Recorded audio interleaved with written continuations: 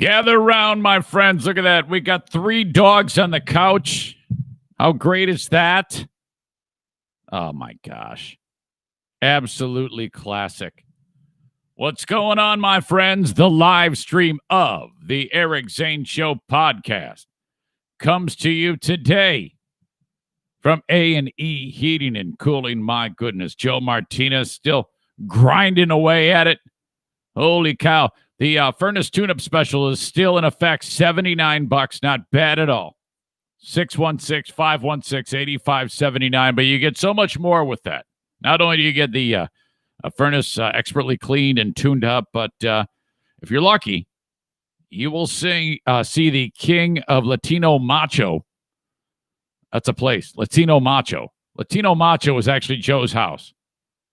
That's what he refers to it as. He'll walk in with his old man macho-ness, and you'll be like, oh my God, this guy is just, I mean, he's making me gay. And that's understandable. It happens all the time. I mean, there's been numerous men who felt the tingle, and all the women. So yeah, that's what you can count on when Joe Martinez walks into your house. That comes with the cost. You get that free, extra, no problem. And but seriously, the best thing is he's going to take a look at that furnace, make sure it's running the way it should be, tune it up, and he'll leave there with it running in tip-top shape. Now, mine is old. Anything over like 92%, I think, is really, really efficient. And my old-ass thing, he got it running at 86% efficiency. You're like, Zane, how does he measure that? There is a way to do it. He's got all these weird probes and instruments and things that I know what you're thinking when I said probe, and off he goes. So reach out to Joe Martinez at 616-516-8579 to sign up for the furnace tune-up and install. And install if you need it. If you do need a new install, do consider Joe Martinez. Go ahead and get a few estimates. He's going to beat them. All right, another one of the amazing moms and pops that makes up the Eric Zane Show podcast sponsorship family, Bennett Flooring Installation, who, frankly, I need to be talking about them more than the times that I am per week. We got to increase your ad package. I want to be able to brag about you more than what we're currently bragging, like the amount of times per week that we brag about you. It needs to increase, okay? Bennett Flooring Installation. Call them up at 616-318-0167. This is a terrific, no red tape way of getting your flooring installed, okay? These are the guys who are going to install the flooring for you. Now, you can make this as painless as possible and just have like your stuff bought ahead of time that you want, and then say, yeah, I want that pile of flooring installed in that spot. And they're going to go, okay. They're going to do a little measure. And then they're going to go, all right, we'll send you an email at the end of the day about how much it's going to cost you. He's going to do a little calculation, and he's going to send it off to you and say, for that flooring to be installed, you will pay this much. And you go, okay, when do we do it? He goes, all right, 2 weeks. We'll schedule it right there. Boom. And then that's it. It's done. Bennett Flooring Installation. Call Jacob at 616-318-0167. BennettFlooringInstallation.com is their website. You can get a look at their work there. Follow them on Twitter at Flooring Bennett on Twitter to see also some of the images. They do the before and after thing, so that's cool. All right. Woo! Here we go. The 17th of November, 2020. We're coming to you live from the Baldwin Ace Hardware Fear Bunker Studio. The Eric Zane Show podcast begins now.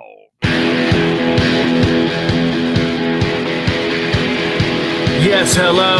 Sean Gotti here, coming to you from Raleigh, North Carolina.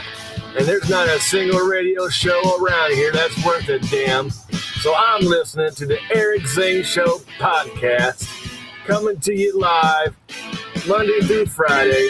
So sit back, get your trays in the upright position, feet and elbows out of the aisle, because here he comes, Eric Zane. Thank you very much, John. Appreciate you, buddy, as we slog our way through a pandemic. Coming to you, as I said, from the Baldwin Ace Hardware Fear Bunker Studio. Baldwin Ace Hardware, the kings of DIY awesomeness. in the Northland of Michigan. If you are going up north for deer hunting or whatever it may be, visiting the cabin, or your getaway place, your bug out place, or if you're just in the area of Baldwin Ace Hardware, make that a destination for you. At right nestled in the beautiful community of Baldwin, Michigan. Don't bring your DIY stuff up north from wherever, whatever big box store. Go to Baldwin Ace Hardware. Okay.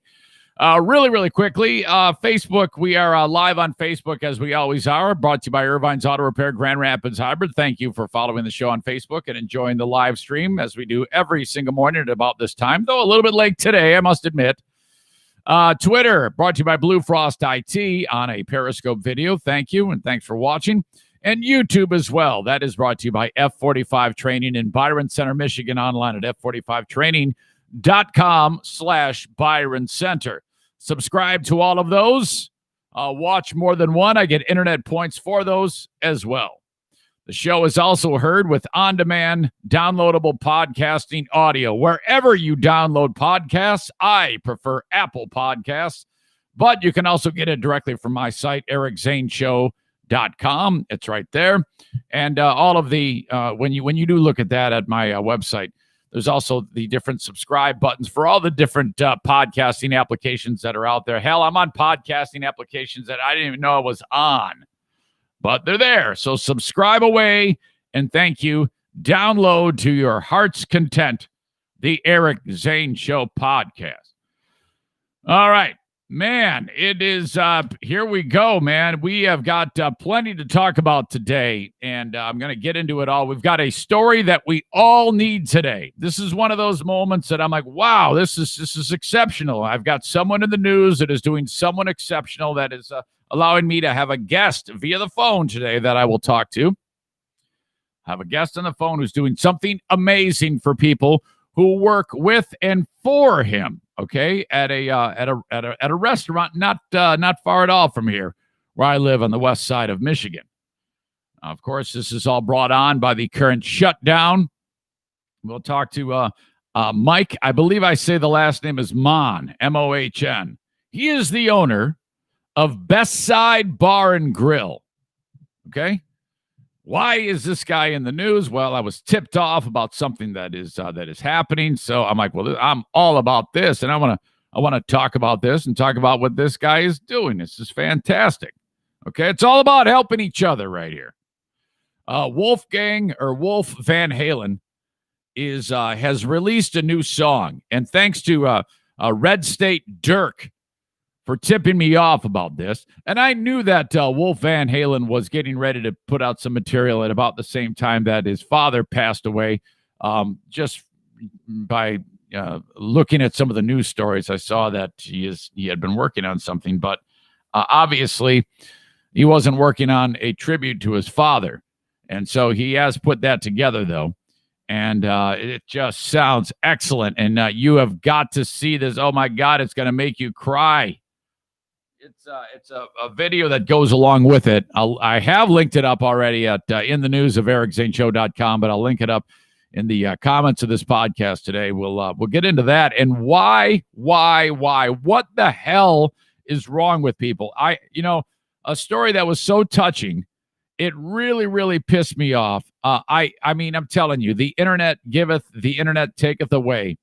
The anonymity that people have to just be fucking fiends because of how you can hide behind a keyboard and make yourself anonymous and just be fucking mean to people is beyond me. And it has reared its head concerning this story. And my God, I don't know how people look at themselves, after you do something so devilish and so heinous, and I haven't told you yet, but I will when we talk about it.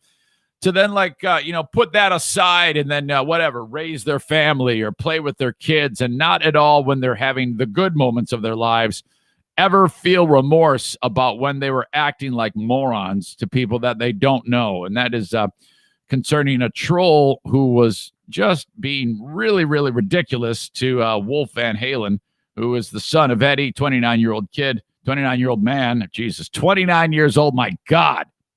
Anyway.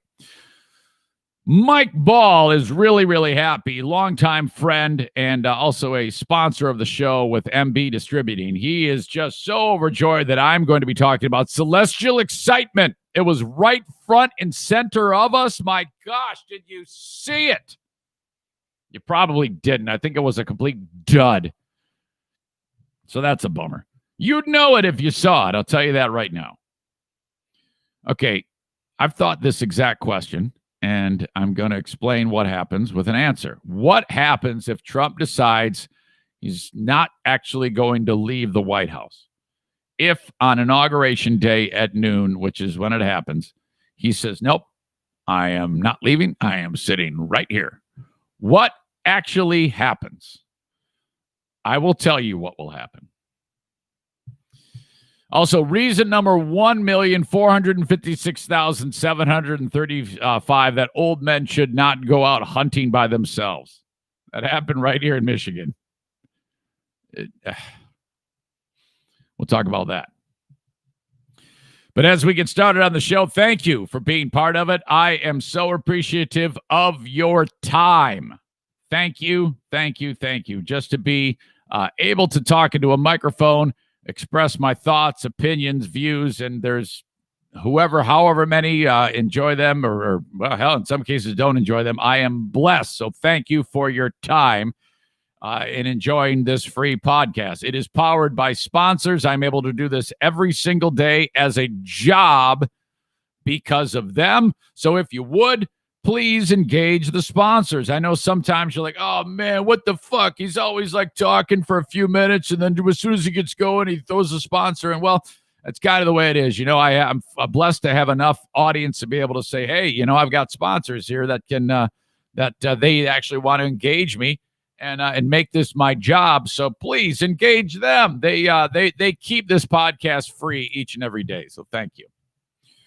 We are one day closer to the end of this amazing story arc, the kidney donation, the great kidney giveaway.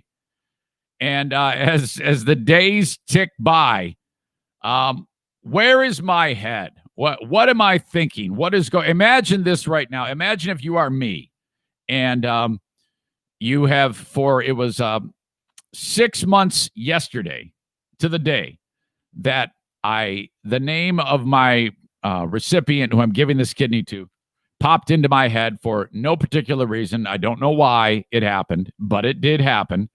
And 6 months later, we are at the very end of this adventure of pulling a kidney out of me and giving it to him because he's going to die otherwise. And son of a bitch, I don't need it. Give that fucker a kidney and let's get this done. Let's get after it. We're counting down the days, okay? I have 12 days until we leave Michigan for Los Angeles. 15 days until the actual surgery happens. And it's all happening during an unbelievable worldwide biblical pandemic where all of this shit is happening. Where is my head? I have kept this very, very simple, okay? And I have relied solely on the physicians that I'm dealing with in Los Angeles. The best in the world. I mean, no bullshit. I mean, you've got like Mayo Clinic and UCLA. They like fight it out every year for the best of the best. And though I am an information junkie when it comes to things, like I'm telling you, things pop into my ADHD brain all the time, and I like stop what I'm doing. I look it up, and I read about it, and I absorb it. The one thing I have not absorbed is anything, no shit, concerning kidney donation. Why? I don't know if I can answer that. It might be because I know that in fact, I think I can answer that. The reason why I haven't like really read up on what all these other people have experienced and things like that is I don't want any little bits of superfluous information that I don't need jumbling up my brain, making Eric, say it with me now, anxious. Okay? The less I know from all of those interference sources, online, talking to people, the better. All I am interested in is speaking with my family doctor, Dr. Byers, whom I love, I've known forever, and the physicians who are going to be taking the kidney out and putting it in dude. And I talked to all of them. And there is oh my God, you wouldn't believe how many. You've got a psychiatrist, you've got a social worker, you've got nurses, you've got a nephrologist, which is an expert on the kidneys. I have my surgical team, which is 3 or 4 doctors who I've talked to all these people. Not to mention the anesthesiologist and all the anesthetist crew that's there, and it's like a task force, and they've all interviewed me and picked me and probed me. There's that word again, and stuck stuff in me and scanned me, and then Dr. Byers, my family doctor, he's like, Eric, I see no reason why you'll just fly through this and you're just going to kick so much ass. This is going to be awesome. You won't even know it. After you heal up from the incision, it's right back to business, right back to turning out very fast, 1 mile repeat times, and boom, before you know it, this pandemic will be done. You'll be towing the line at the Grand Rapids Marathon with the team from Stella Fly wearing the jersey. Get after it. Get your ass over there and get it done. So he's all about it. He goes, man, Eric, I got several patients who have one kidney, and they're like, fine. It's cool. The kidney is a remarkable organ, and you can absolutely survive with no problems whatsoever with one. So that's all I worry about. I don't look anything up. I don't want a bit of interference. And that is the only way I think I have been able to not feel, because the devil's going to try to trick me. He's going to try to trick me that this is going to work out terribly, and he's going to cast doubt on me, and he's going to make me feel bad and all these things to keep me from doing this thing, which is God's will, and I know that sounds crazy to some of you, like, wow, Zane's getting really religious. No, I am. I absolutely am. I'm very, very spiritual these days, much more than I have been in the past, and I'm not afraid to talk about it in any way, shape, or form. So, yeah, I mean, my gosh, I'm really excited about this. I have like a nervous energy that I used to get when I would do triathlons. Just like, come on, man, I hate waiting for it to start. I just want to get it started and get through this so that, and then boom, the next thing you know, you're in the heat of battle, and then it's going on, and then it's no big deal. Now, having the blessing of medicine to put you under, so you're not really experiencing anything. I am really looking forward to the whole process because I've never had any surgery in my life. I have never been under ever, never had any anesthesia. Hell, even when they pulled molars out of my head, I got, no, don't even give me the gas. Just numb it up, do your thing, pulling on it, pulverizes the tooth, picking out the chunks. I don't care. So this is going to be crazy when they go, all right, now count backwards from 10. 10 now.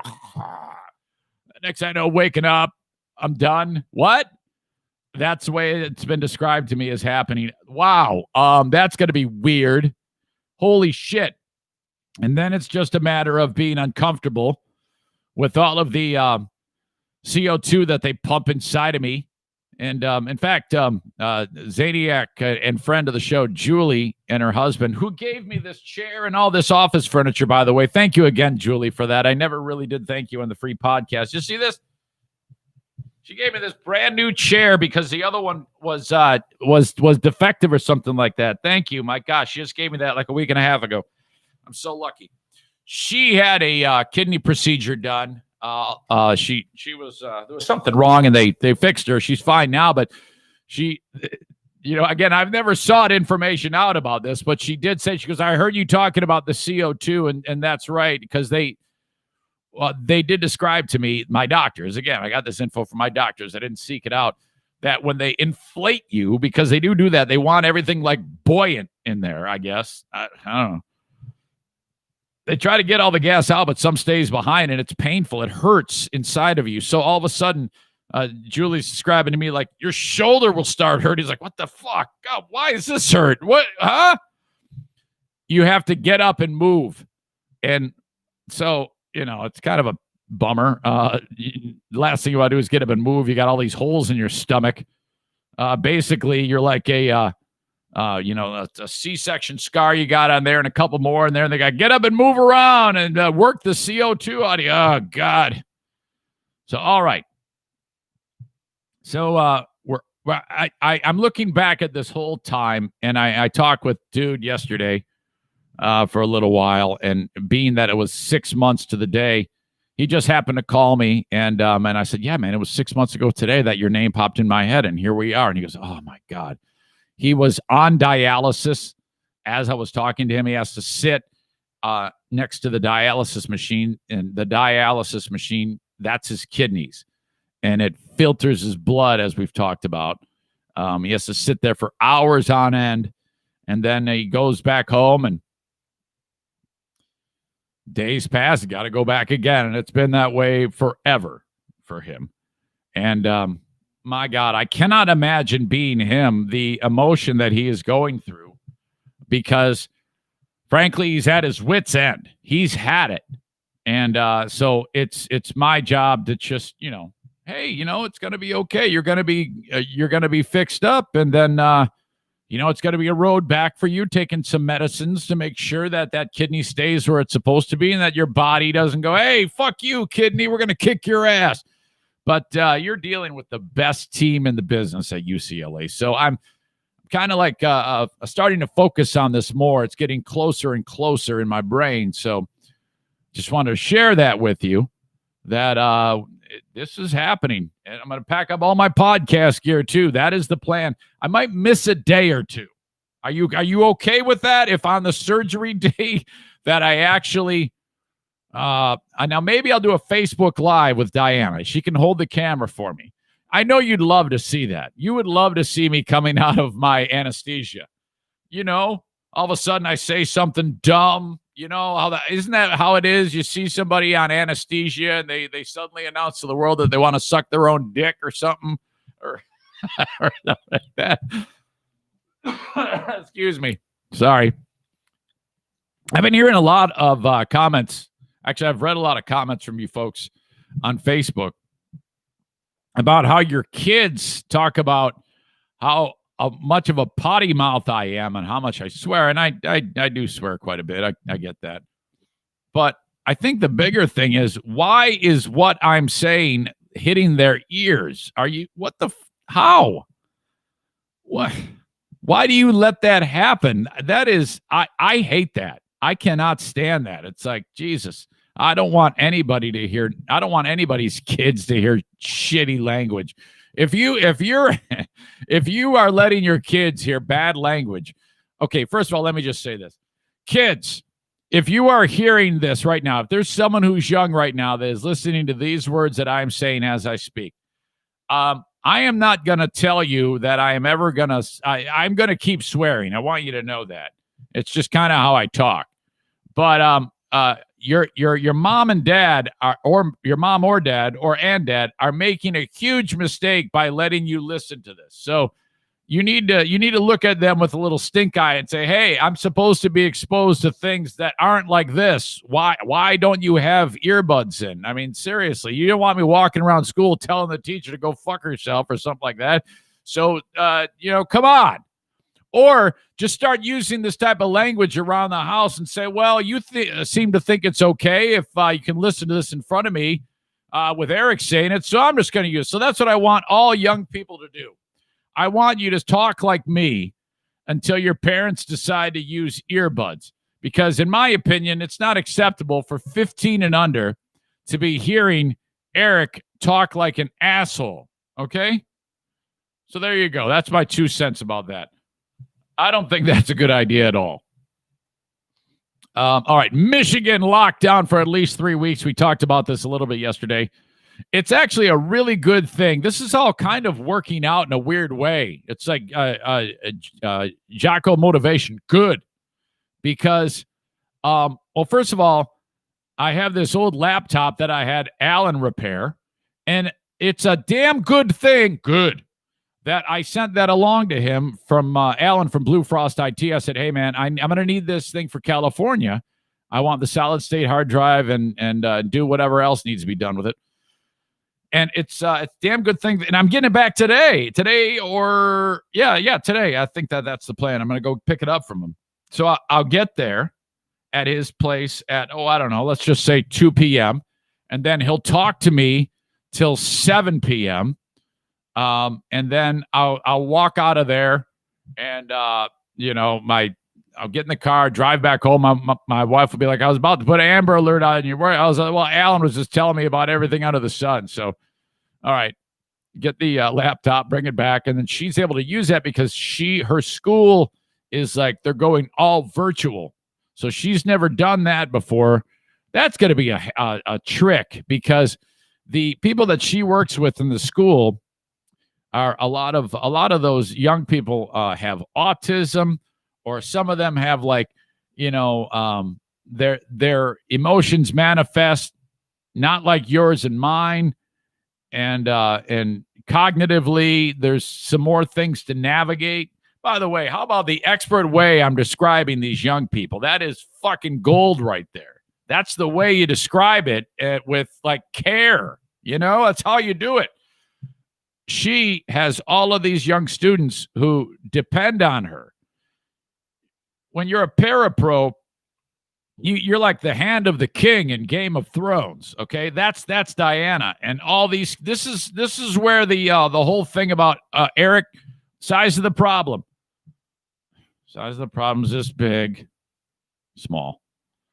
What size of your reaction, Eric? It's this big. It's huge. So she treats me, and it works like the kids, and the kids are like, "You're right, Mrs. Z." So Diana has to do it remotely now because of the lockdown. So the Queen of the Forest, today is the last day of school. Queen of the Forest, home tomorrow as schools go virtual. And not a moment too soon, in my opinion, because of the way this pandemic is spreading like wildfire. In fact, in Michigan, on the west side of the state, there's a higher amount of, like, if you were to take 1,000 people and however many have it, the percentage of people that of the tests that come back positive is higher where I live right now than any other part of the state. So it's really kind of a mess. But in order to ensure that when I leave California, Diana and I don't have COVID, that's probably good for her not to be exposed to people. So basically, we're just hunkered freaking down now officially because she doesn't have to go back into the school. And I'm really, it's all working out. It's like it all kind of is happening at and all these things are affecting other things. And in a weird way, it's somewhat positive silver lining that these schools are shutting down, at least from my perspective concerning the kidney. I know some of you are like, oh shit, this is crazy. I don't know what the hell we're going to do. You're going to be okay. You're going to be okay. It's going to suck. But all I ask you to do is consider this, especially for people who are quick to be angry about all of this and things concerning the governor. This is all I ask of you. Your brain is big and beautiful, and you have gotten as far as you have in the world because of it.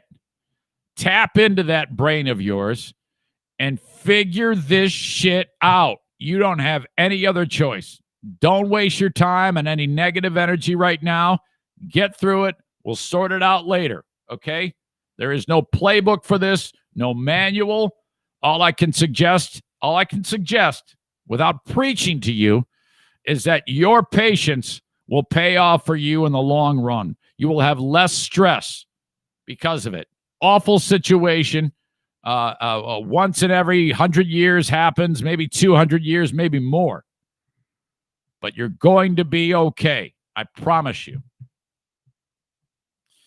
The vaccine is being discussed after the news yesterday that Moderna, with their 95% effective vaccine, is getting ready to be unveiled to the public. There's a couple of other technical things, I guess, that they're waiting on, but now you have the Pfizer one, you have the Moderna one, you have the ability to roll it out, and they're talking about how the old folks and the most vulnerable, the frontline workers, are going to get it first. it's looking more and more that you and I won't be being able to get this vaccine until like the spring. And for me, that's fine. Just the idea, as soon as I hear the news that the local pharmacy is starting to administer the vaccine, my God, is that going to be a great day, knowing that there are actually people that are getting this very, very effective vaccine. You take it once, and then a couple weeks go by, and you go and you get the booster for it, and then you're done. You got it. Boom. I'm really, really stoked about this, and just to know that so many people will be able to be helped by it. Hopefully, you'll be able to get past the idea of I'm not taking shit. I'm not taking a vaccine. I get that. I get that too. But and hopefully that won't make things more difficult, because if enough people get it, this thing will be under control in a quick way. So just hoping and praying for that. Stand by.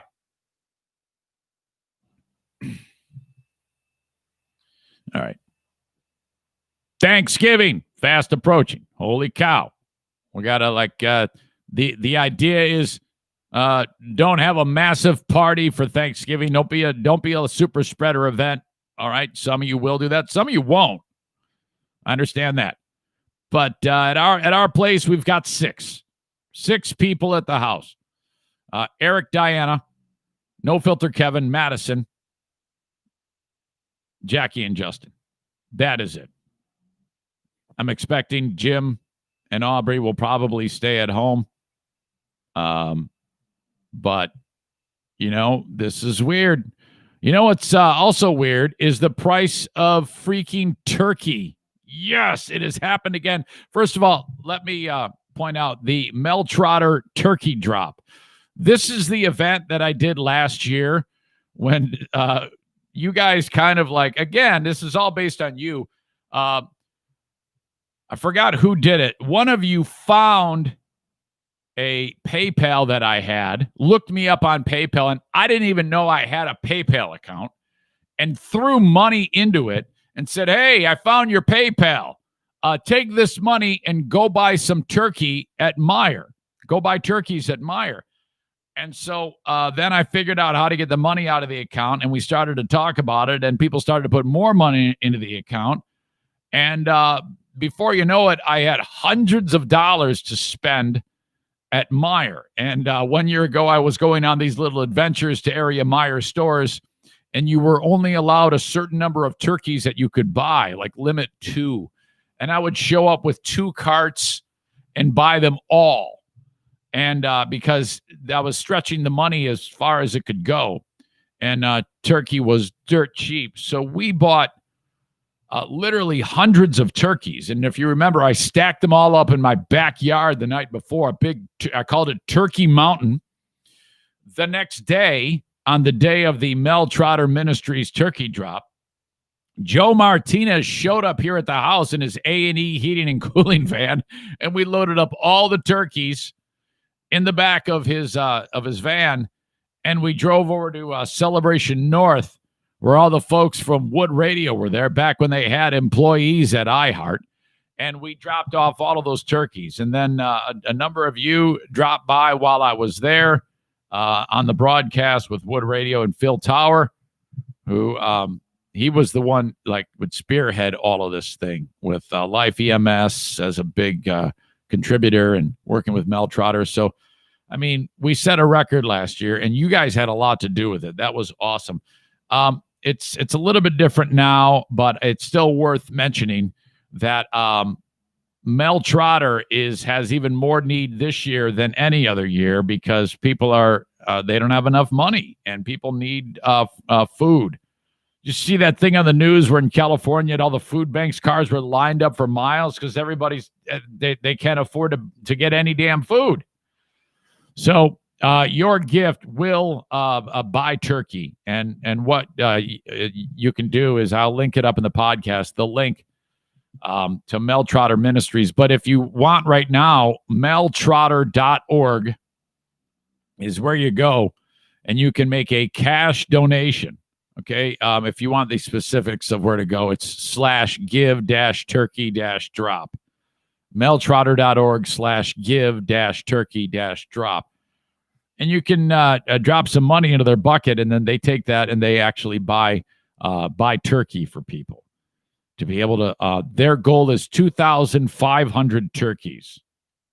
Last year, we hit the goal. Every year, they raise it.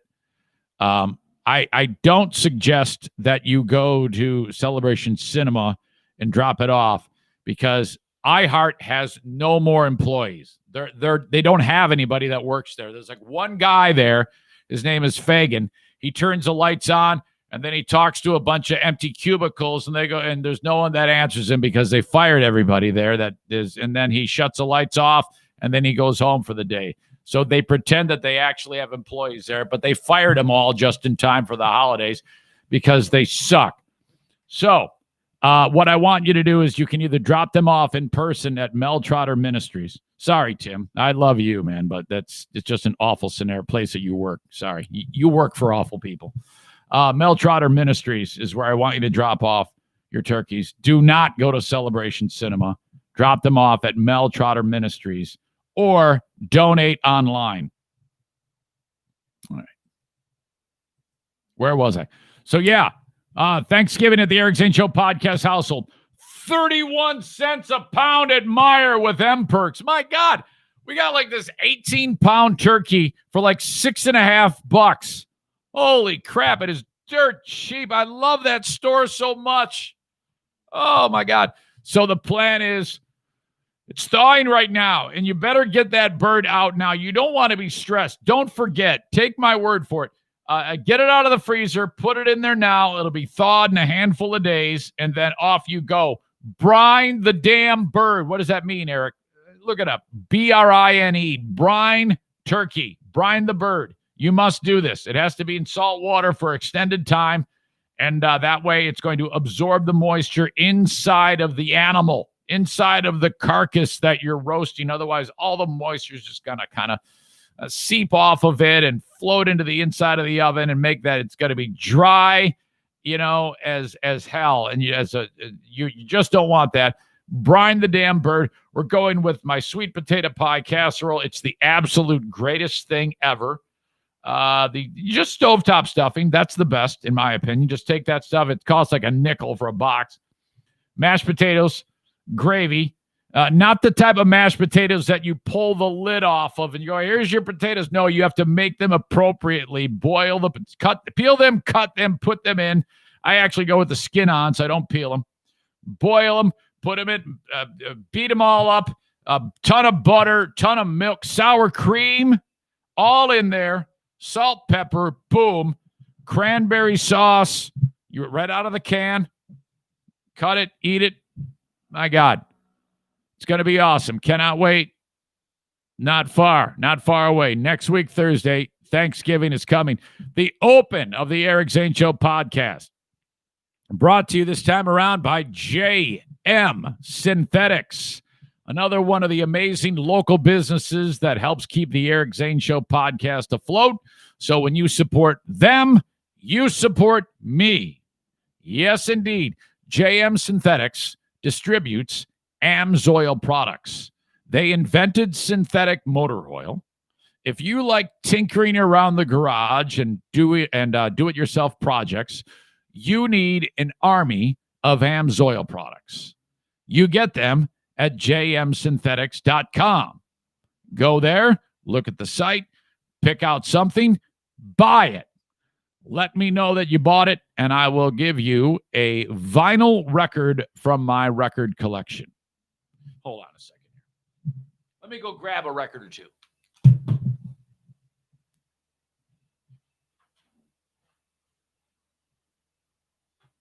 Hold on. Blindly grabbing some records. All right. This needs to have. Did you notice how feebly I am moving today? It looks like whenever I get up out of a chair, I look like I'm 100. This is true. But I did mile repeat yesterday, and I went hard. The first mile was 7:27. Hudsonville High School. 2 minutes rest. Then a 7:19. And that back half of the final quarter, the final 200, oh, my God, I was chugging. I used to do those at 6:28 for like 10. I would do like 10 repeats, 6:28. Actually, I'd start like 6:32, and then I had it down where I dropped down like 2 seconds per mile. Oh, my God, descending, negative. Oh, I have so far to go. Will that ever happen again? Can I beat back the hands of Father Time? This one is a live, it just says on it, live concert, Paul McCartney bootleg. It isn't, it's just like a white cover with no songs listed on it. This is just I think it's rare. It just says Paul McCartney bootleg. It doesn't list the songs. I think this is one he was with Wings or something like that. Can you imagine if you're a Beatles fan getting that? This one is like one of my favorite albums of all time. It is called Physical Graffiti by Led Zeppelin. And this is, in my opinion, the greatest Led Zeppelin album that has ever been made. Double album, complete. Of course, the artwork is legendary of this. This can be yours when you go to jmsynthetics.com. I don't know what the hell this is. B.B. King's 6 Silver Strings. If you're a fan of B.B. King, I've never really listened to too much of his music, but I know he's awesome. Oh, my God. British Steel by Judas Priest. Holy shit. This is when Rob Halford still had hair. Either that or a wig. Journey Frontiers. Never really cared for Journey. I hate the fucking falsettos. This guy, whoever gave me these records, loved Journey. Journey's Evolution. Journey Departure. Journey Escape. Isn't this the big one? Yeah, this is the one with Don't Stop Believing, Stone in Love, Who's Crying Now, all right, and Open Arms. You'd listen to that one when you'd be skating at Terry Hall with your girl by your side. And then some other Journey one with it. Look at these guys. Look at the 1970s. Holy shit. All right. Get a record. Buy something from JM Synthetics. Let me know. And then I'll send you a record. I'll even sign it if you want me to ruin it. They're based in Saranac, Michigan, JM Synthetics. And also based in Saranac, Michigan, BK Guns and Stuff. Now, BK Guns and Stuff services weaponry from customers all across the country. They're kind of famous and actually internationally known for their expertise. But if wherever you listen to the show, you can have your weaponry serviced by the folks at BK Guns and Stuff. Just call them, 616-902-2447, and they'll give you the info about how you get your weaponry to them to repair.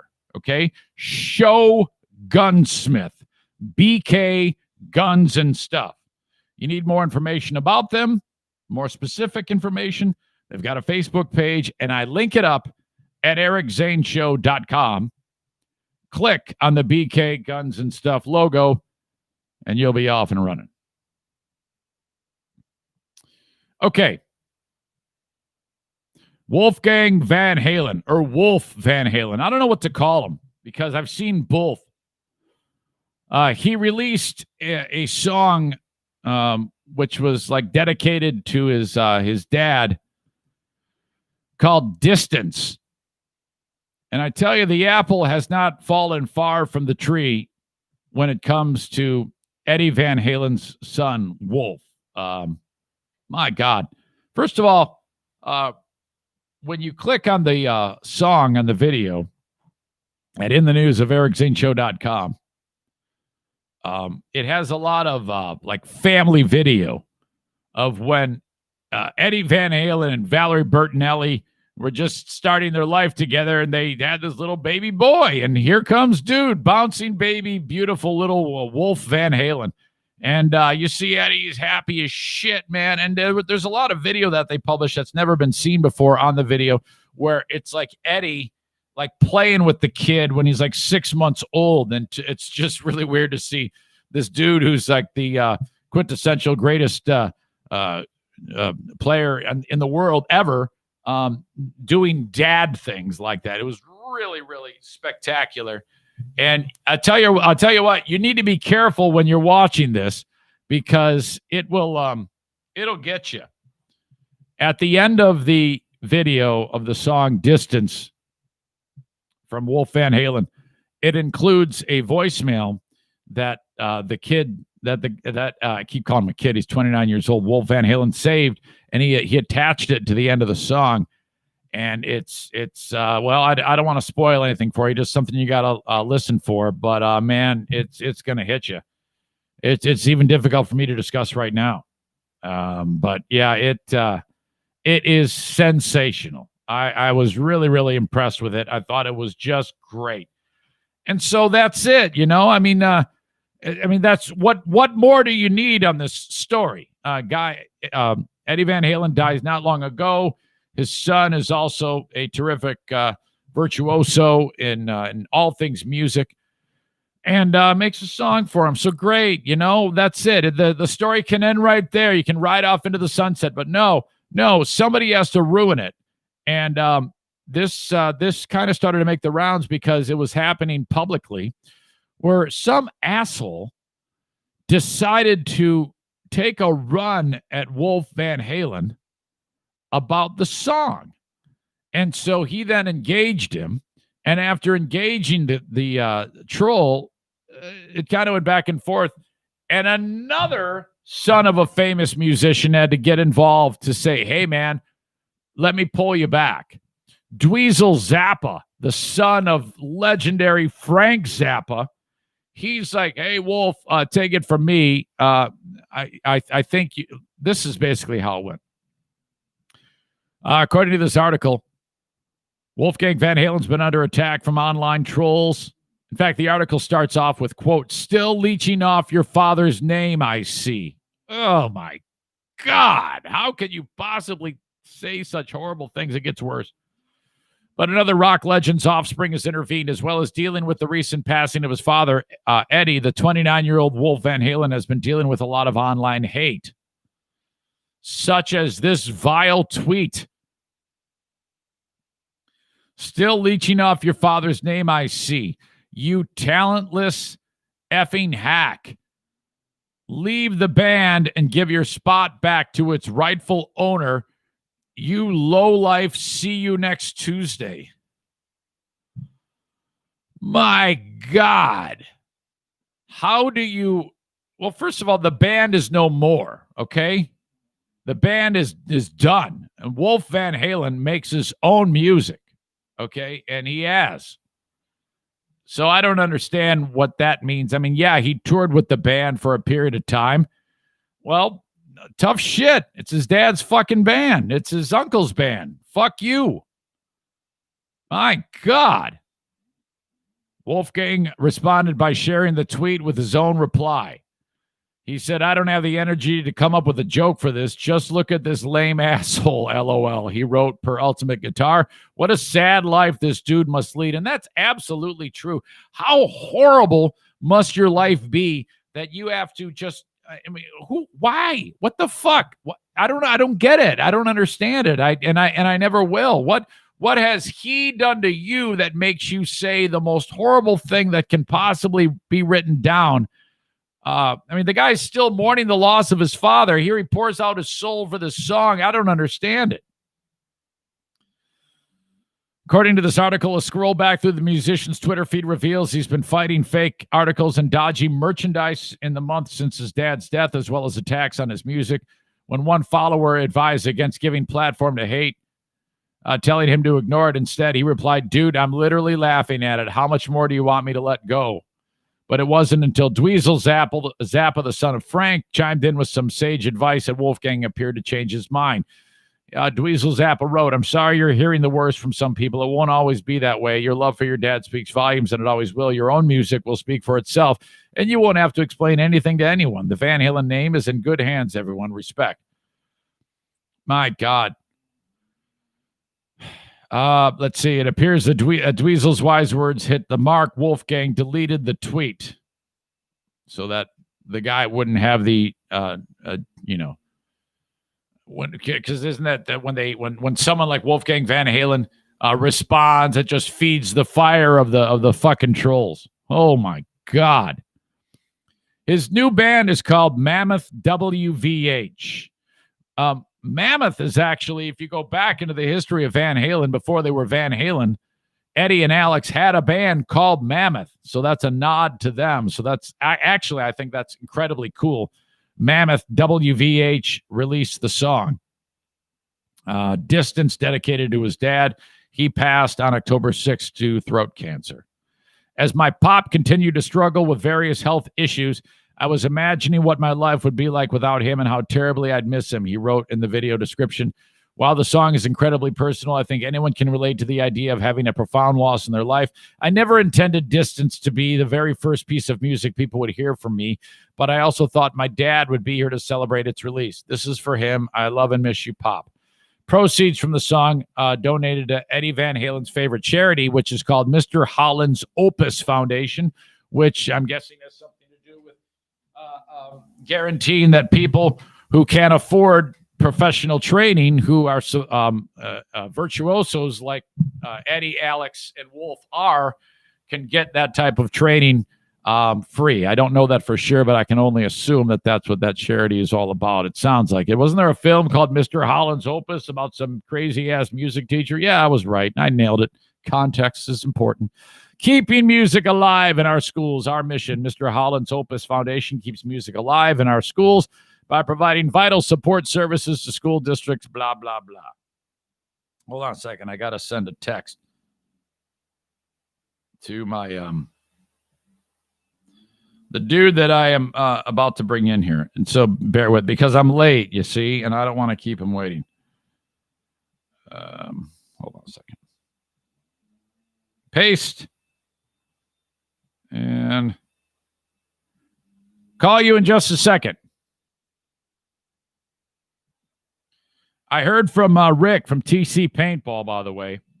We're going to go with a group of 20 and play outdoors for paintball in 1 week and 1 day.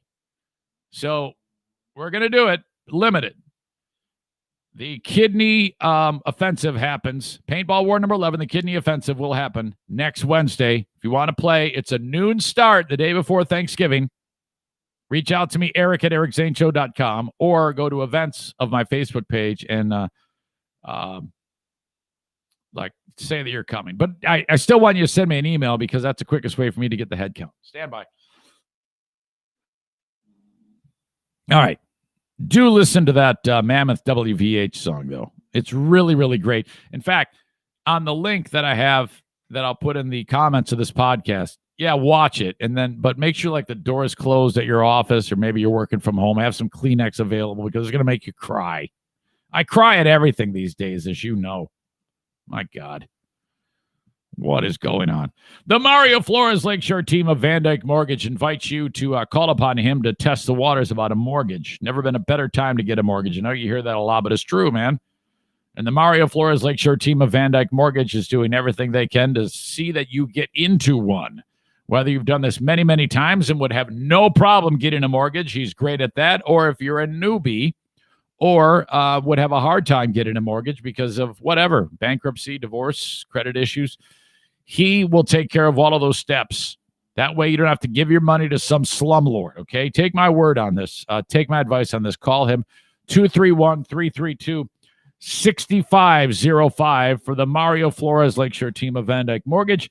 NMLS number 3035. Thank you, Mario. Gun school happens on Saturday. Saturday, is that right? That isn't right. Why do I have Saturday down as the 27th? What an idiot. Black Friday, the day after Thanksgiving, Prince Arming. The Black Friday event is right around the corner, and you can sign up by reaching out to Prince Arming, 616-204-1705, or even easier, if you want to take the concealed pistol class, you go to my website, ericzaneshow.com, click on the Prince Arming logo, It takes you right to his Facebook page. Click on events and then sign up. It's going to cost you $125 to learn everything you need to learn about carrying a pistol concealed. He is a certified pistol instructor, retired U.S. Army Major. Thank you very much, Steve Prince. You are awesome. Okay. This is always fun, setting up this phone. Place bets at what point it's going to tip over. Start running the timer now. On your mark, get set, begin. Okay. Reaching out right now to Mike Mon. He is the owner of Best Side Bar and Grill on Leonard, just east of Walker Avenue in Grand Rapids. Hey, hello. Mike, how are you, buddy? Good, yourself? Not bad. How's the day going? Oh, a little chilly outside today. Working over here in Standale. Yeah, you've got two businesses going, right? You got the restaurant, and then you also do waterproofing and caulking, or what is it again? Yeah, caulking and waterproofing. I'm impressed that I got it, but I wasn't sure that I got it. But anyway, so you do both of those. How do you pull that off? How do you run two businesses, one of them being a restaurant business? Well, I got some really good people at the restaurant that are kind of taking control of that for me, and I help out at nights and do construction during the day.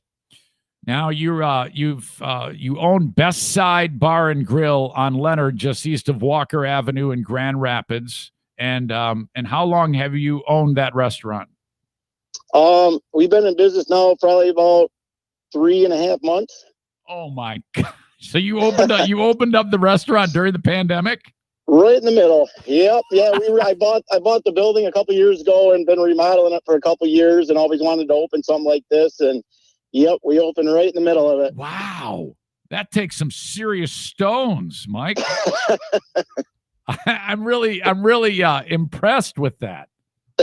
Yeah, thanks. I'm kind of cut from the cloth. Just fuck it. Let's do it. I don't give a Let's shit. Do it. We're gonna make it happen. Right. Oh my God. Did you have people in your circle saying, I don't think you should do this? Yeah, we did. But then we had some other people that saying the exact opposite. I've always been a little bit of a gambler, so I was like, let's give her a run. So why a restaurant? I mean, is this something that's always been on your mind, or I mean, I just always wanted to own a little neighborhood bar and grill. I originally bought the building. I grew up right in the area there, and it was pretty run down and needed a total makeover. And I originally bought it to put my construction business in there. And once I started remodeling it, it started turning out pretty good. Everybody's like, "Man, the bar's opening back up," and that was my long-term goal. And everything just kind of came together. Found a liquor license and decided to run with it. That part of town is probably some of the has like the highest level of character in Grand Rapids, and I've always enjoyed being in that part of town, the West Side, which is kind of cool that you call, because people often say in West Michigan the West Side's the best side, referring to that side of Grand Rapids. Yep. So that's I'm guessing that's where the name came from, correct? You got her. Yep. Okay, so you're a native of Grand Rapids for a long time. I mean, you've been here since you were a kid. Yep. Yeah, I grew up, went to Kennel Hills.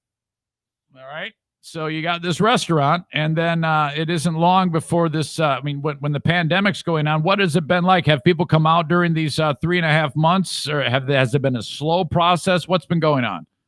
Yeah, no, it's when we first opened, it was really busy. Everything considering, half capacity, stuff like that. But and then we had to deal with some COVID stuff. I had to shut down and clean for a week and stuff like that. And then it's been challenging. I'm not gonna lie, but yeah, now with this shutdown, it's just affects a lot of people. Right, and I think what I like most about you, Mike, from Best Side Bar and Grill on Leonard in Grand Rapids, is despite what's being handed to you, I don't detect any degree of complaining from you. You seem like the type of guy who's just like, well, this is the way it is, and this is what I have to do, and I really like that. Yeah. It's about it. You just gotta roll with the punches, I guess, man. We're just doing the best we can, and see where it takes us. Now, The big wrinkle in all of this, that one of the reasons why I wanted to get you on here was because you're doing something a little bit different. Because you still can serve food, correct? But it has to be picked up. Yep. Yeah, I think we're going to roll that out here starting tomorrow. We're going to do takeout for the next 3 weeks. Okay. But the story caught my eye because your sister actually reached out to me because you posted it on your Facebook page, and you decided that the only thing you're going to do is every single dollar that is brought in from people who buy food at Best Side Bar and Grill is 100% of that money goes to the people who work there, correct? Yep, 100% of the profits of all sales are going to go to the employees because, we got a lot of employees that, want to work, great workers, just, they're hurting right now. Yeah. So. That's brilliant because, no matter what happens, it sucks. And there's no way that any business can take a smaller piece of the pie that you're getting during this and try to spread it out in any reasonable way. Somebody's going to get screwed no matter what. So to give it to your most vulnerable people, the people that work for you, that absolutely depend on you, is selfless and amazing, and you should be applauded for it. I'm really proud that you are out there doing this, man. Yeah, I appreciate it, man. I don't seek out, this kind of stuff from you guys, but if it'll help my employees and stuff like that, that's great. No, I can tell. I can tell that you don't do that, but it's thank God that your sister brought it up, because I wouldn't have known it. And that, it all kind of helps. You're helping them. I'm telling them about this so that maybe if anybody's in the vicinity of you, because you'll be there serving food, you're going to help a number of people that are working for you, and that helps keep them alive. And you're blessed because you have worked so hard to build. You're kind of like diversified because of your efforts and because you have more than one business. It seems like is that how you're able to pull this off, because you've worked so hard in other areas too? Yeah. Yep. Yeah. I've always, I've been doing construction for 20 years. And like I said, that brought me to buying the building and, starting that. But I've always wanted to own something like this. Just wish it was better times to do it. But yeah, no.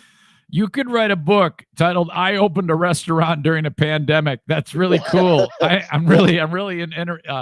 really like it that you did that. I mean, I wonder if you're like one of the only people in America who opened up a restaurant during the pandemic. I don't know. I'm sure it's the numbers are low. That's for sure. That's badass, man. I'm impressed with your fortitude, and I think it's just fantastic. I noticed on Facebook, you announced that yesterday and today you're trying to drain the kegs.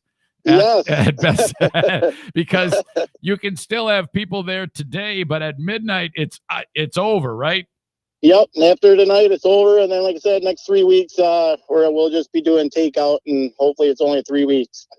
Okay. All right. So if you happen to be in the vicinity of Best Side Bar and Grill on Leonard, just east of Walker Avenue on the west side of Grand Rapids, you can drop in for a beer. That, like Mike said, he's trying to drain the kegs, and then off you go. Man, my God. Now people they can't pick up beer, right? They can only pick up food.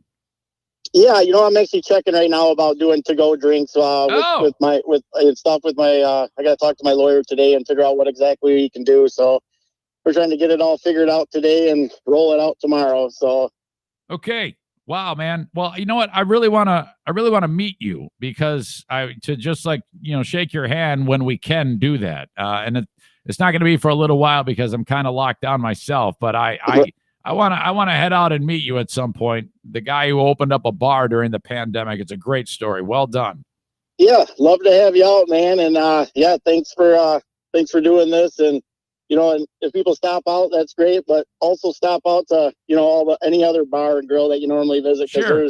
It's not just us, man. I got a lot of friends that are in the industry and own small businesses too. And everybody could use the help right now. Really, really cool. So that means when people buy food, normally, like, the money is, whatever, a little bit of that might pay the electric bill, a little bit of that might pay a distributor or the food bill coming in from the food supplier. that's all not happening, right? It's all going right to the servers. We're going to pay a little bit for, but a large majority of it is going to be going to all the employees. Okay. Well, that's really cool. Mike, I tell you what, I really appreciate it. Best Side Bar and Grill on Leonard, just east of Walker Avenue. I was describing you as the story we all need today. So it's really cool you're doing this, and I hope to see you very soon down the road, okay? Okay, man. Appreciate it. All right, Mike. Thank you. Yep. Take care. There you go. Mike Mon, Best Side Bar and Grill on Leonard, just east of Walker Avenue. That's what it takes, man. Oh boy, I just hope that that after 3 weeks we can take a look at this and say, all right, that's over. Let's move on. Let's get past the next thing, the next hurdle in this ridiculous pandemic. Hey, my show is on Patreon, and I would love you to check it out. I just got a new person yesterday who signed up for $5 a month, known as Shadow Demon. I don't think that's the person's real name, but Shadow Demon said, all right, Zane, I'll bite. I'll see what you got for $5 a month. And each and every week, I drop tons of content for you. 2 episodes of the Lost Zane recordings are available. 5 Patreon bonus podcasts. That's every day. I get done with this podcast, I regroup, and then I do a second podcast. No ads in it. It's just me and you for about 30, 40 minutes. On top of this one, Smarter Than a Former Drug Dealer Trivia, which I play. I'll have a game today. Dale is taking on Bobby from Indiana. Bobby, a lady.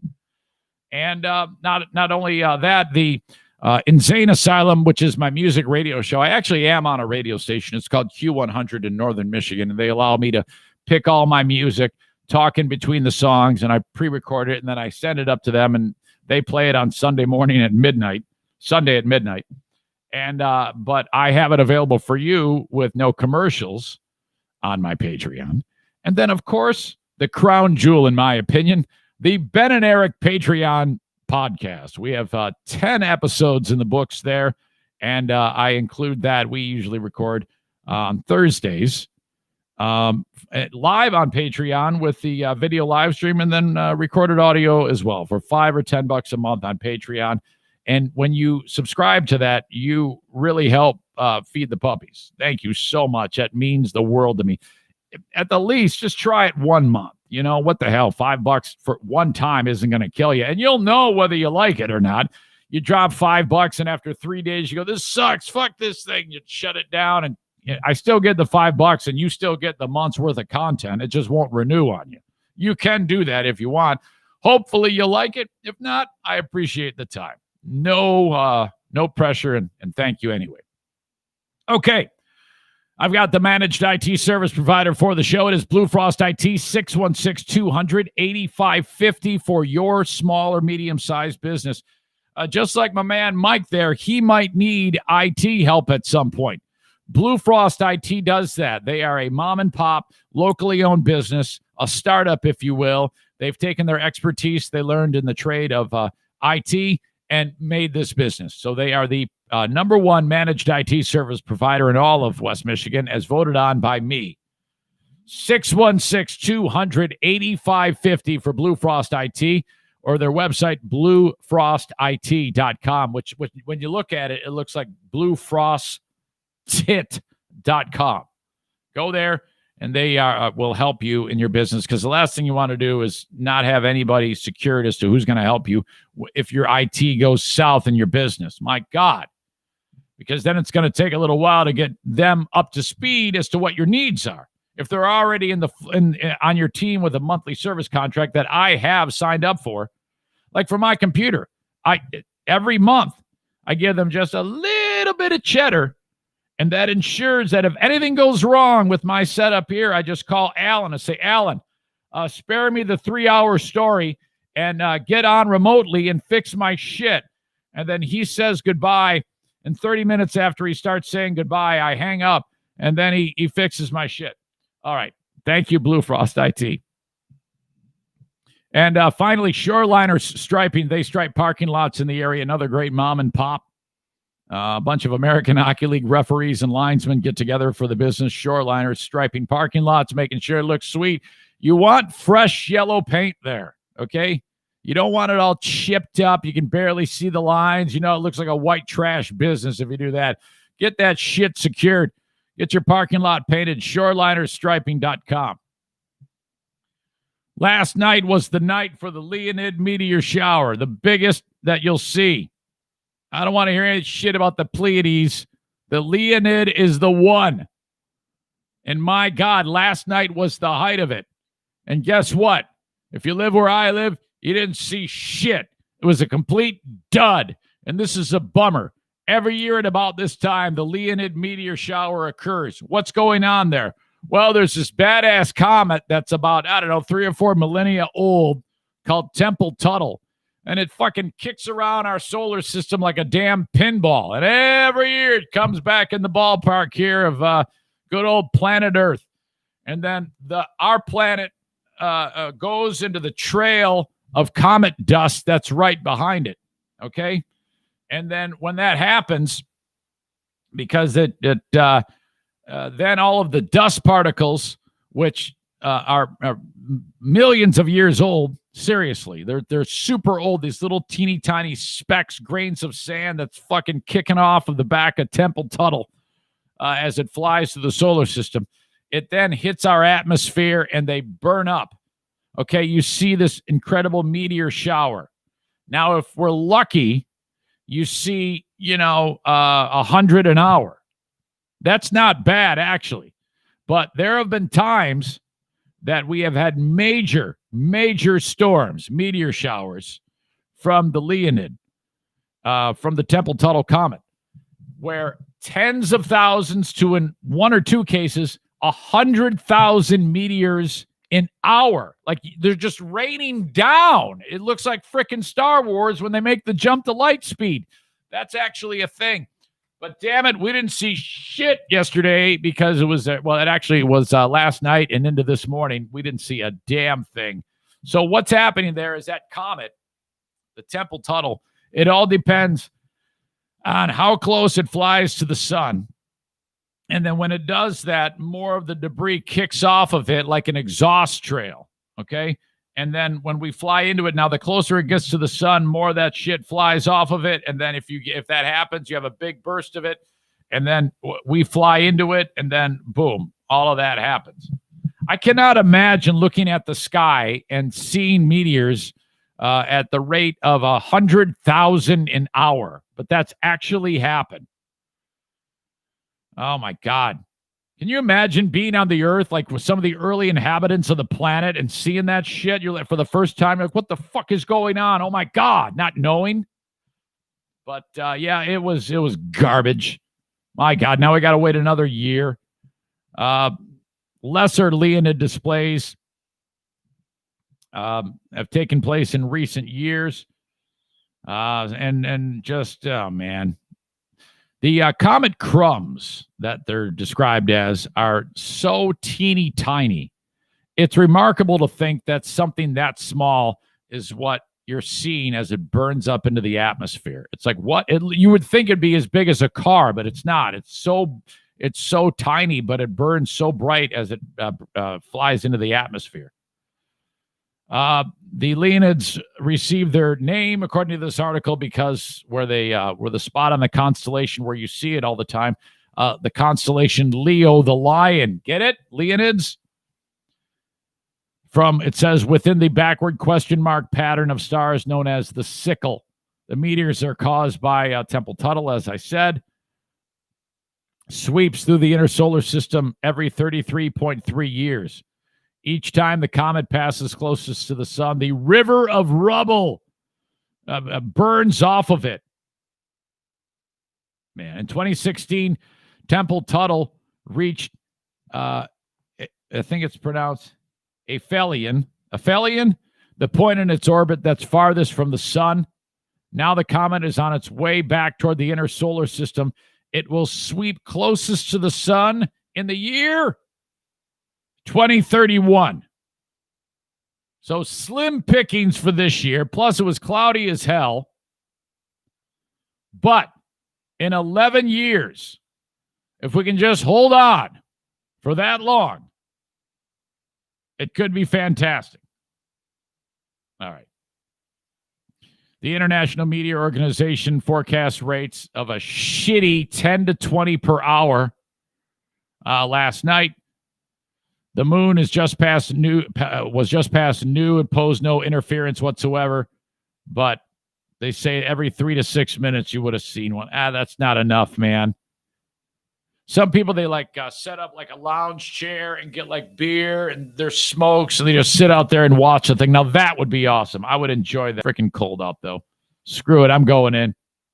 But can you imagine 100,000 an hour? Holy shit! Stand by. Celestial Excitement brought to you by Mike Ball at MB Distributing. He's like, fuck this. I hate this shit. What the hell is wrong with you? Okay, something that he would probably like more. The NFL. 2 or 3 things that need to be discussed. First of all, running back Nick Chubb of the Cleveland Browns. First game back. He had been injured. And the Browns were up by 3, okay, over the Texans. Now, some of the betting lines had 2.5 points on this game. The Browns were giving 2.5 to the Texans. The Browns are up 3 late in the game. So that means all the people who are giving 2.5 points are in good shape. Okay, that means the score to them is 10 to 9.5. To the rest of the world, it's 10 to 7. But some people bet and they got 3 points. And so at that point, it's 10 to 10. If no one else scores, it's a push. You don't make any money, you don't gain any money. But some betting lines late had more than 3 points. So the Browns and the Texans, to those people, where they took the Browns and gave the points, the Browns need to score in order for them to win. The people that bet, all right? Nick Chubb is handed off the ball for the Cleveland Browns, and he takes off down the sidelines, and he runs 60 yards. And he's going to score. There's 1 minute left in the game. So all the guys that gave more than 3 points are like, yes, oh, sweet Jesus, yes, I'm going to win the bet on this crazy. How exciting would that be? You know, Chubb gets the ball, Chubb gets around the corner. Texans can't stop him. Holy shit, he gets free.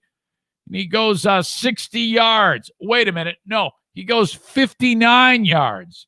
You know why? Because he intentionally stepped out of bounds at the 1 yard line. What? Why? Well, he doesn't have any money on the game. And that's smart football. Because you don't want to be a Todd Gurley and score and leave time on the clock for the Texans to come back. All right. Now, granted, they wouldn't have come back because the Texans would have had to have score and then get an onside kick and then score again. So it doesn't matter. If he would have scored, they would have been up 17 to 7. But this guy is a veteran. He doesn't want to give them any shot whatsoever. So he steps out of bounds. And that means that Cleveland can now just kneel on the ball at the 1 yard line. You know, hike, take a knee, clock runs out, game's over. They win 10 to 7. But these dudes that were betting and had given more than 3 points, they're like, no, oh my God. So dude did not pull a Todd Gurley.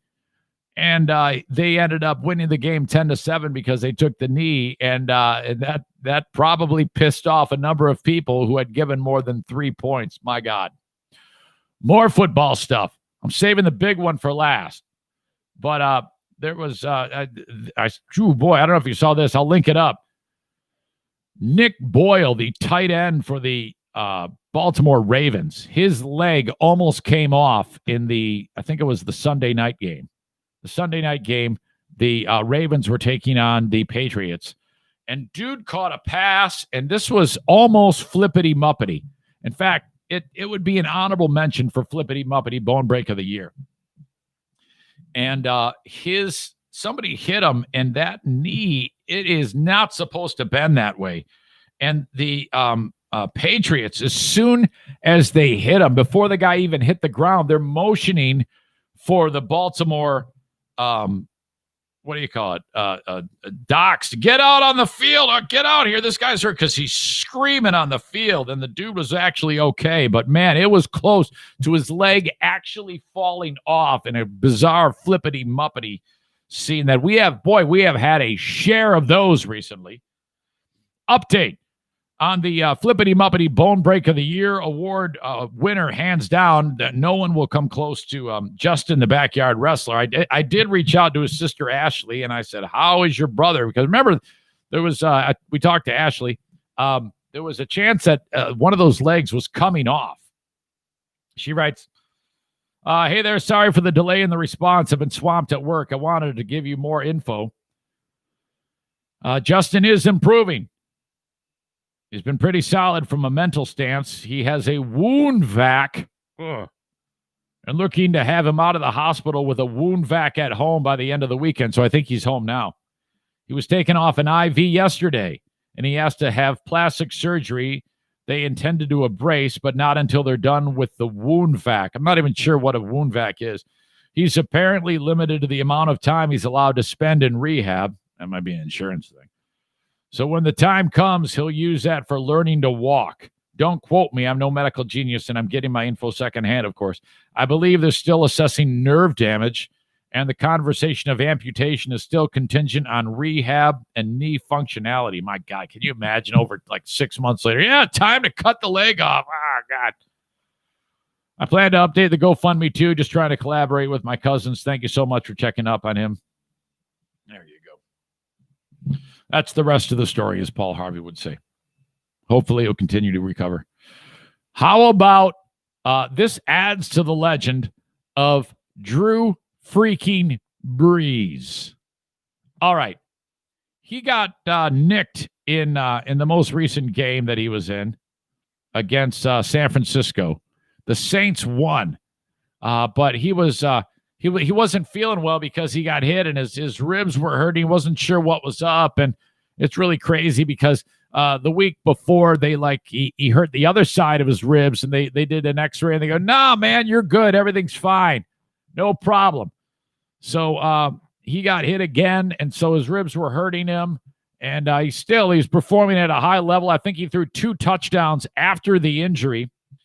And then he's on the sidelines, and then halftime comes, and he's like, "Coach, I can't breathe anymore, and it really hurts to breathe. I'm really having a hard time." And despite that, he's like, "Oh, should I go in? Should I not go in?" And then finally he said, "Well, it's a good thing he didn't, because Breeze has 2 broken ribs on the right side, and now they determined what they thought was just an injury on the left side of muscle, but not bone. He has 3 broken ribs on his left side, and he might even have more on the right side. So basically, he got squished in all his ribs. He's got several ribs that are busted, and making matters worse, somehow, I don't know if one of the rib bones did this, but punctured his lung.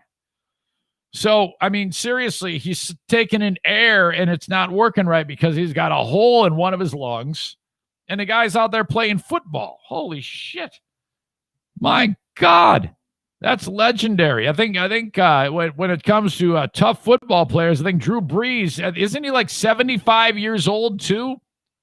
My God, this guy is, I don't know. It's really remarkable when you see guys like Drew Brees and Tom Brady. More so this year, Drew Brees performing at such a high level. Brady's been he's had some ups and downs this year, but just incredible. And like I said, they didn't even know about the 3 fractured ribs on the left side. They believed to have occurred the week before. They didn't show up in the X-ray, possibly because of inflammation, according to this article. But it was clearly seen they performed a CAT scan on him yesterday. And that's when they said, "Man, you're fucking beat up. You're like just a complete disaster. So no more football for you for extended time." And they're like, at least 3 weeks. It's like, shit, man, your ribs are busted. That just sounds terrible to me. It sounds like I would be so concerned if your ribs are broke, of having like the Malachi crunch happen where 2 big goons smash into you and your ribs completely explode and then your lungs fly out of the tip of your dick or something like that because of the impact and the pressure. It just seems sickening to me. If I was told, yeah, you got a punctured lung and half your ribs are busted, I'd be like, you know what? Fuck this shit. I'm not playing anymore. I don't know how these guys at this age have the drive to keep doing this. Seriously, they're not doing it for the money. I mean, my God, I'm not going to lie to you folks. If I win the lottery, I am not going to spend my time here every day doing this anymore. I'm going to retire. I don't have the drive to work if there's no, yeah, I know you might, well, that sounds shitty, Zane. Well, you do the same fucking thing, man, because I'd be sitting there, I'd wake up, I'd roll over, my wife and I would try sex, and then, we'd go travel, we do something that's not this, take the dogs for a walk, I don't know, take up a new hobby, anything, whatever it may be, give away more organs. This guy playing football at this level, why? Fucking retire. No, is it your ego? I wonder what drives these guys. Holy crap. So they're saying 3 weeks? Shit, I'd say 3 years. No thanks. And he's got like little kids too. It's like, man, I wouldn't want to risk anything bad happening. My God, for football? Screw that. Holy shit. He is an absolute legend. Drew Brees, my God. All right. Where are we? All right. If you want to get out and train F45 Byron Center, that is the place to go. F45training.com/Byron Center, and you can work out for free for 1 full week. That is group setting with a personal touch. That's how they do it at F45. Now, this is another great business where Mark and Charmaine over there at F45, they've really found a way to adapt. They got started during the height of the pandemic when everything was shut down. And you know what they did? They went outside. They did the workouts outside. That's how committed they are to you, making sure that you get the right training, the right workout. They each take 45 minutes led by a group instructor. And, this is perfect for the first timer or the veteran person or the person who works out all the damn time. I think the hardest thing for anybody when it comes to exercise is newbies, people who are like, oh man, I hate the way I look and I don't want to be seen around other people. This is really nerve wracking. Well, you know what? I understand that. And that's absolutely understandable. But you need to step out of your comfort zone. And once you get past that hard part of getting in there, man, I'm telling you, you're going to get some momentum like Kenny. It's walk day, by the way, Kenny. Plan on that. Wrap your mind around an hour early. You're going to be taking a walk today. F45training.com/Byron Center. Workout for free for 1 week. Stella Fly. Oh my gosh. How about this? The amazing Laura and her business, Stella Fly. S as in Sam. TELLA Fly.com. Helping you market your company, your business through social media. She can help you navigate all that, teach you how to do it for you. It's all based on what you want. You've got all these tools necessary and available for you to spread the word about your business. Utilize Laura and her team at Stella Fly. More information at stellafly.com. All right, hang on.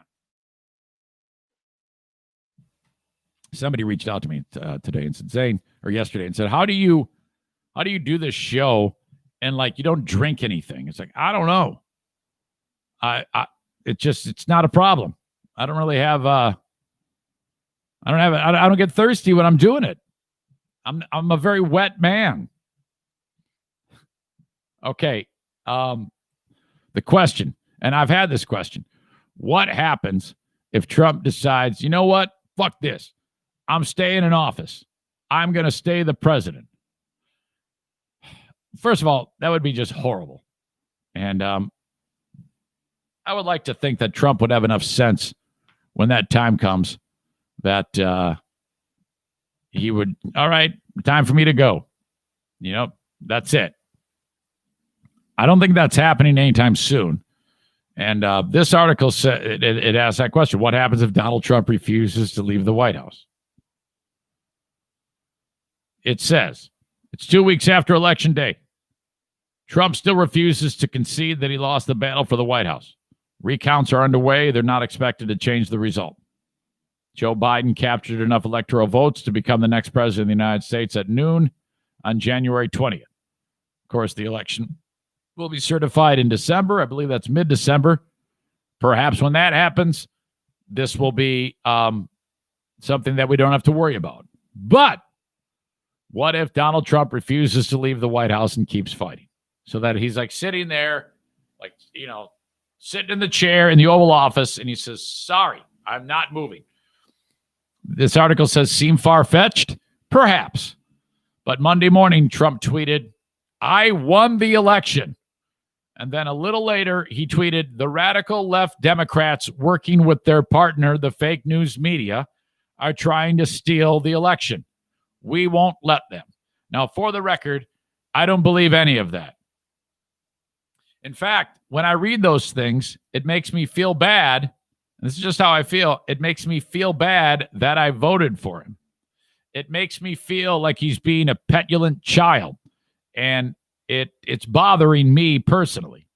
It's actually making me say, what the fuck was I doing when I see you doing this? Because I don't believe that there was anything underhanded that happened. And I know some of you that's hearing this right now might be like all pissed off that I just said that. It's like, sorry, man. And there's nothing you can say that can convince me otherwise. I don't believe that. So, according to the article, what may have once been unthinkable actually seems like a valid question to ask.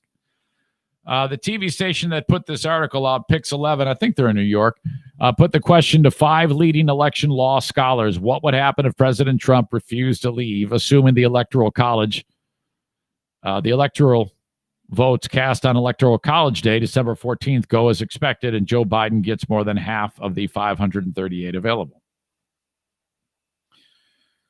Quote, the important thing is not whether he is physically in the White House, said Mike Domino of Widener University Commonwealth Law School in Harrisburg, PA. The important thing is who is permitted to exercise the powers of the presidency. The Constitution establishes a procedure for deciding that question. That means Trump no longer would have any authority. If Trump's in the White House at noon on December 20 and says, I'm not leaving, he has no more right than you or I to be there. He is a citizen at that point. He's no longer the president. Which means that this could get great. Please tell me that you're going to have cameras in there when this happens. Please let this happen, because it would make for great television. It really would. Professor Justin Levitt of Loyola Law School in Los Angeles said, the states will certify the results. The electors will cast their votes. Congress will count those votes, and then we have a new president. And at noon on the 20th, the only way that Donald Trump will be permitted on White House grounds is if he's invited. That just sounds insane to me. Richard Briffault, an authority on election law at Columbia Law School, put it this way. I also assume that at noon on January 20th, he becomes a trespasser and possibly a security risk and could be removed. Can you imagine that? If there's somebody sitting there looking at a watch for the clock to strike 12, noon on Inauguration Day, and Biden's in whatever part of D.C. putting his hand over the Bible, I solemnly swear to uphold the Constitution of the United States. His wife's there, Supreme Court Justice is there, whoever's there, whatever. All the other presidents are there. You got Bush is sitting next to Clinton. They're sitting there like, hey, man, you see that hot chick? Oh, my God. You got Jimmy Carter there, who's probably stronger than all of them. Barack Obama, they're all hanging out with their wives. Mrs. Carter, not Barbara Bush. What's George W. Bush's wife's name? What is her name? But mom was Barbara. I forget her name. Anyway, they're all there hanging out, having a good time, and Trump is there in the fucking Oval Office like, fuck that, I'm not going anywhere. Fuck this shit. And the Secret Service is looking for the clock to strike 12. They go in there and grab him by the shirt collar. Get the fuck out of here. That might happen. My God. Presumably, any forced removal would be handled by the same people that their job is to protect President Trump during his term. So they're going to turn on him. It'd be like the King's Guard. They're like, all right, Noon, new sheriff in town. You're just anybody. Get out of the Oval Office. That might happen. Oh, my God. Rebecca Green, the co-director of the election law program at William and Mary Law School, described what the new president could do to resolve any problem. If Joe Biden is duly elected president and Trump refuses to leave the White House, Biden will order that Trump be escorted from White House grounds. That might be like, pack your shit and get the fuck out. Like they're stuffing shit in bags, all of the current first lady's dresses, and her throwing shoes out the window. Get the fuck out of here. Oh, my God. Another expert that Pix 11 says they're not naming because the professor is under contract as an election analyst with another media outlet, agreed that if Donald Trump stays in the White House, he'd be a trespasser and he'd be escorted out if it came to that. Nobody can retain the powers of the presidency by just not leaving. He underscored that the country is a nation of law. It is the votes of the electors as counted by Congress, and we obviously cast the votes, the votes for those electors to be counted by Congress that determine who can exercise the powers of the presidency. So one way or the other, Donald Trump would have to vacate the premises. Well, there's no doubt of that. I'm anxious to see how it plays out. I think there could be some real drama there. And then you add into the mix, the Patriot bunch. And this group of people with the trucks and the flags. I mean, this is a very real thing. I'm a little bit cautious. I would want to be really, really cautious with these people because of the level of angst that they're going to display if Trump is out of office. Now, most people, you and me, our lives really don't change when a new president is in office. At the end of the day, we still pay our bills, we still work our jobs, we still talk to our kids, we still pet our dogs, and we go about our lives. But to this slice of people, for some reason, it is life or death, either side, really. But to me, the side that is most often depicted is the side with the flags, Confederate flags, take my gun type of crowd. And I was on your side. That's what's weird about this. It's really strange for me because I voted for your guy, but I don't believe at all what you believe. Isn't that weird? But yeah, that's basically it. By the way, I had a conversation with my brother the other day, and he did not vote for Trump. He did in the first election. We flipped because I did not vote for Trump in the first election. I voted for him in the second election. He was the opposite. And my brother is so damn smart. That's why we call him World Book Jew. He's not Jewish. World Book Jim. Damn it. Wish I had a dump button. I would have hit him. I would have hit it for that. World Book Jim is so damn smart. I had a conversation with him, and he explained to me why he voted for Biden and not for Trump. And after he explained it, I felt like such a jackass. I'm like, fuck, man. Now I feel like I should have voted for Biden after the way you explained it. World Book Jew / Jim. Forever, he's got to be known as World Book Jew. God, what an idiot. Watch me get canceled now. Okay. Don't forget, I have Smarter Than a Former Drug Dealer trivia coming up at 10:30 for the folks on Patreon. That'll be a live stream. Dale is taking on Bobby. Okay. Not done yet, though. The Kent County Health Department says, hey, we are here. Yeah, we're here. We're queer. Get used to it. 4 COVID testing stations in and around the area. Still working hard to make sure your kids get vaccinated at the Kent County Health Department. AccessKent.com/health. And what I really want to focus on is the WIC program. So you don't go hungry. Some of you, man, work is scarce. As you try to figure things out during this pandemic, don't have pride get in the way. Go get a WIC card, man. You pay into it all your life. You might as well take advantage of that. You go to the Kent County Health Department and ask them, figure out how it works. If you qualify, you get a card. It's loaded up with cash. You go to the store, you buy food. Your family's fed. That's the way it works. It's always worked that way. and swallow your pride and get that done. The Kent County Health Department can help you navigate that in a discreet manner, and you will be okay. AccessKent.com/health is their website. And my gosh, the multi-talented Amy Porter wants to clean your house at A&D Cleaning, 616-550-3644. Call Amy and say, hey, I heard about you on the Eric Zane Show podcast. I want you to come to my house and take a look at it and tell me how much it's going to cost. Boy, you can tell this show's getting long. How much it's going to cost for you to come to my house once a week and clean it. She's going to go, okay, no problem. And then once you figure that out, then you're all set. You don't need to leave any vacuums out. You don't need to leave the chemicals out. You don't need to have whatever. She works around you, and she brings all of her stuff into the house. Get your house clean today with A&D Cleaning. They bring you Daisy the Bulldog, who's snoozing behind me on the couch. 616-550-3644.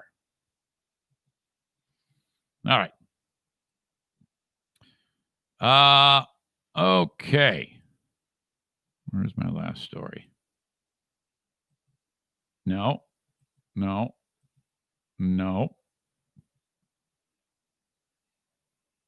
Aha. Michigan hunting season, firearms deer season started on Sunday. Sunday was a horrible day around here. We had like gale force winds, rain, in some cases sleet and snow. It was miserable. I mean, it was like the type of weather that would that like sunk the Edmund Fitzgerald. The waves on all the Great Lakes were like 12, 14 feet high. And it was just a horrible day for the start of hunting season.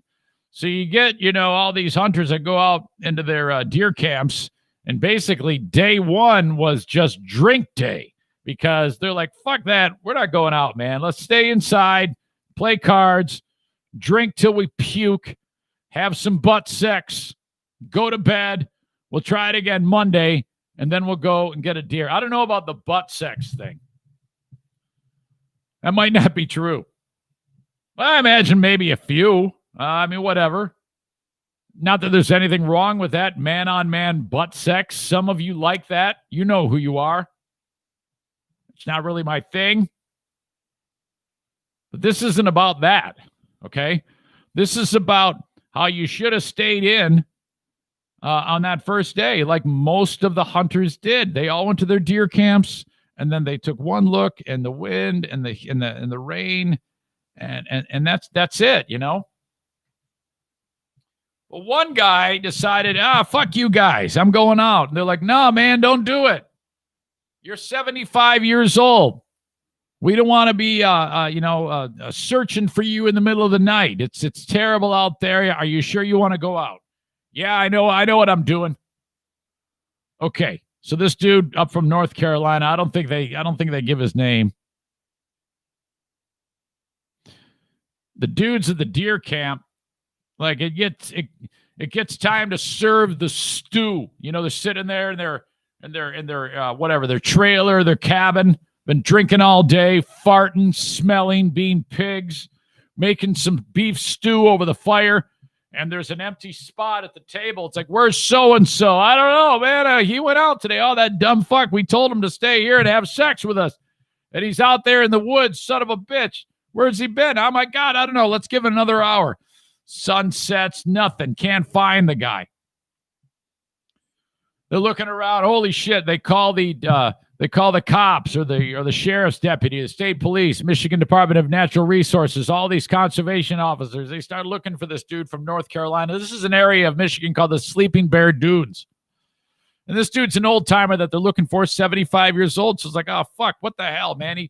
We shouldn't have let him go out alone. We should have made him stay here, have sex with us. And we could have finished having sex, drank some more of the Dirty 30 hams, and had the stew, more butt sex, and then that's it.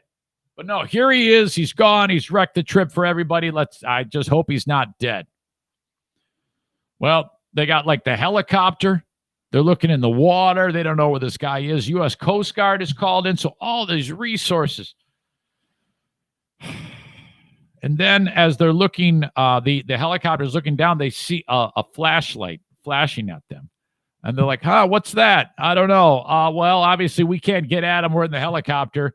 Let's radio ahead to the boots on the ground. And so this army of people starts heading towards where this guy is. And sure enough, it's him.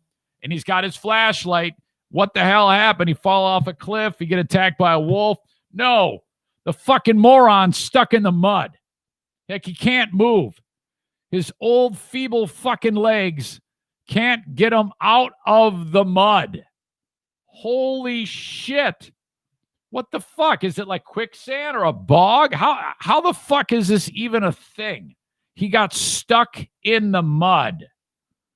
Oh my God. The search was successful due to the overwhelming number of conservation officers and other agencies who were willing to help. That's code from Conservation Officer Amanda McCurdy, who said, yeah, we had to call out the cavalry for this old fuck who should have been having butt sex back at deer camp, but his stubborn ass decided to go out alone and wander into the muck. It was a team effort. Everyone had an important role to play, so they ended up pulling the guy out, pulling him out of the mud. And it says here the DNR was alerted. It all started at 7 p.m. when the rest of the hunters called them. And then finally they went out, got the guy late at night. My God. At about 9 p.m., that's when they first spotted the guy. And then officers helped to get the guy out of the woods. From there, a DNR off-road vehicle was able to get into the woods far enough to load the guy and drive him to the nearest road. Treated on the scene by paramedics. Yeah, that probably means that they just said, are you okay? Yeah, I'm fine. I'm hungry. I need some food and butt sex. I need to get back to the deer camp. And that's it. The fucking guy didn't even go back to the hospital. Just dropped him off at deer camp. So, yeah, don't fucking come back out. Stay in North Carolina, you dumb shit. You know how much it cost us to get you out of the mud, you fucking moron? Jeez. First responders had to face terrible weather. The guys in the helicopters, wind blowing. Can you imagine if fucking disaster struck and the helicopter went down? All these conservation officers, man, the guy's fine. He's probably went out the next day and went hunting. What a dummy. Stuck in the mud at Sleeping Bear Dunes. All right. Look, I want you to send me an email, eric@ericzaneshow.com. If you want to discuss anything from the show today, I'll also respond to the Facebook comments a little bit later on. As always, subscribe, rate, and review the podcast. That is it. Head over to Best Side Bar and Grill on Leonard, just east of Walker Avenue, and drain the kegs with Mike over there and his staff. Then at midnight, they're shutting down. Get some food from them. It goes to the wait staff. Support your local business. Thank you, folks. Take care. Have a good one. Until next time. Bye-bye.